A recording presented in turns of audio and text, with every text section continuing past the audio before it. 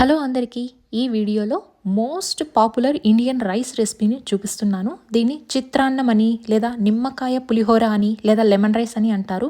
Lemon రైస్ని fresh lemon జ్యూస్తో మంచి సువాసన భరితమైన స్పైసెస్తో ప్రిపేర్ చేస్తే ఒక మంచి ఫ్లేవర్ఫుల్ రైస్ని ప్రిపేర్ చేసేయచ్చు. దీన్ని అన్ని పండుగలకు లేదా నిత్య పూజలు చేసేవాళ్ళు తొందరగా ప్రిపేర్ చేసి నైవేద్యంగా సమర్పించవచ్చు.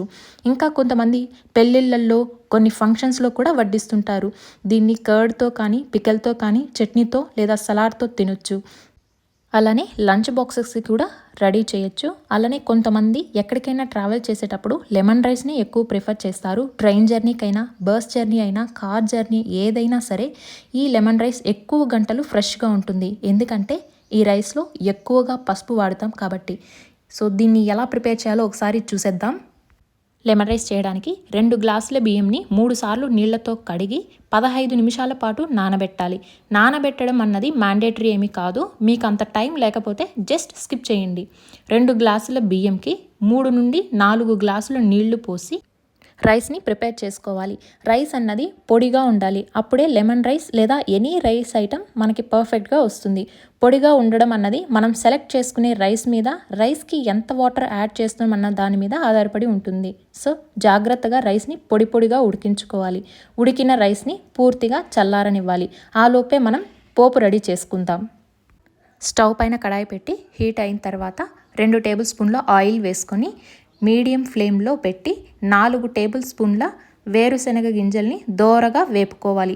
వేగిన తర్వాత వేరొక ప్లేట్లోకి పోసుకొని మళ్ళీ అదే కడాయిలో 10 నుండి 15 జీడిపప్పు పలుకుల్ని దోరగా వేపుకొని అవి కూడా సపరేట్గా తీసి పెట్టుకోవాలి. అదే కడాయిలో 1.5 టేబుల్ స్పూన్ ఆయిల్ వేసుకొని కాసిన్ని ఆవాలు, 1 టీ స్పూన్ ఉద్దిపప్పు, 1 టీ స్పూన్ పచ్చి శనగపప్పు వేసి మీడియం ఫ్లేమ్లో గోల్డెన్ కలర్లో వచ్చేంత వరకు వేపుకోవాలి. తర్వాత 6 నుండి 8 సన్నగా తరిగిన పచ్చిమిర్చి చీలికలు వేసి వేపుకోవాలి. అవి వేగిన తర్వాత 3 రెమ్మల కరివేపాకు వేసి వేపుకోవాలి. అలానే 2 ఎండుమిర్చి వేసి 30 సెకండ్ల పాటు వేపాలి. మనకు కరివేపాకు మంచి సువాసన వస్తుంది. అప్పుడు 1 పించ్ ఇంగువ, 1/2 టేబుల్ స్పూన్ పసుపు పొడి, 1 టేబుల్ స్పూన్ సాల్ట్ వేసి అంతా మిక్స్ చేసుకోవాలి. కొంతమంది అన్నం ఉడికించేటప్పుడే ఉప్పు వేసుకుంటారు. మళ్ళీ ఇక్కడ సాల్ట్ వేస్తే ఉప్పు ఎక్కువ అవుతుంది. సో జాగ్రత్త. ఒకవేళ ఇంట్లో చిన్నపిల్లలు ఉంటే పచ్చిమిర్చి అవాయిడ్ చేసి జస్ట్ 2 ఎండుమిర్చి వేసుకుంటే సరిపోతుంది. లాస్ట్లో పోపులో చిన్న అల్లం ముక్క వేస్తే ఇంకా మంచి ఫ్లేవర్ వస్తుంది. ఇప్పుడు స్టవ్ ఆఫ్ చేసి ఈ మసాలాని ఉడికించి చల్లార్చిన అన్నంలోకి వేసి అంతా ఒకసారి కలుపుకోవాలి. తర్వాత తగినంత నిమ్మరసం పిండి అంతా మళ్ళీ ఒకసారి మిక్స్ చేసుకోవాలి. నిమ్మరసం ఎప్పుడు కూడా వేడి అన్నంలో కానీ లేదా పోపు ప్రిపేర్ చేస్తున్నప్పుడు ఆ పోపులో కానీ డైరెక్ట్గా వేయకూడదు. హీట్ వల్ల లెమన్ ఫ్లేవర్ పోవడమే కాకుండా న్యూట్రిషనల్ వాల్యూ కూడా తగ్గిపోతుంది. కాబట్టి పూర్తిగా చల్లారిన అన్నంలోకి పిండుకోవాలి.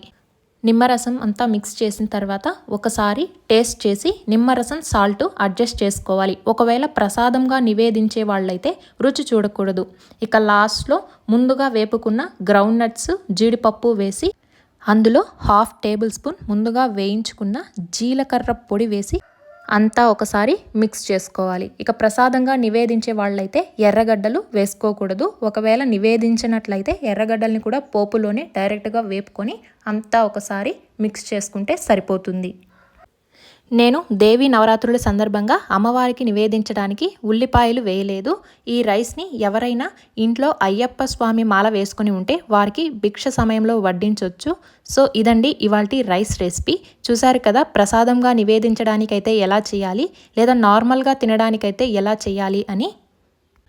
మీరు కూడా ఇదే ప్రాసెస్లో ఒకసారి ఇంట్లో ట్రై చేయండి. ఖచ్చితంగా మీకు కూడా బాగా వస్తుంది. సో మీకు వీడియో నచ్చినట్లయితే లైక్ చేయండి, మీ వాళ్ళకి షేర్ చేయండి. అలానే మరిన్ని రెసిపీస్ కోసం మన ఛానల్ని సబ్స్క్రైబ్ చేసుకోండి. And thanks for watching everyone. అలానే దేవీ నవరాత్రుల సందర్భంగా 1వ రోజు నుండి చివరి రోజు వరకు చేసుకునే ప్రసాదాలు, అత్యంత సులభంగా చేసే ప్రసాదాలు డిస్క్రిప్షన్లో ఉన్నాయి.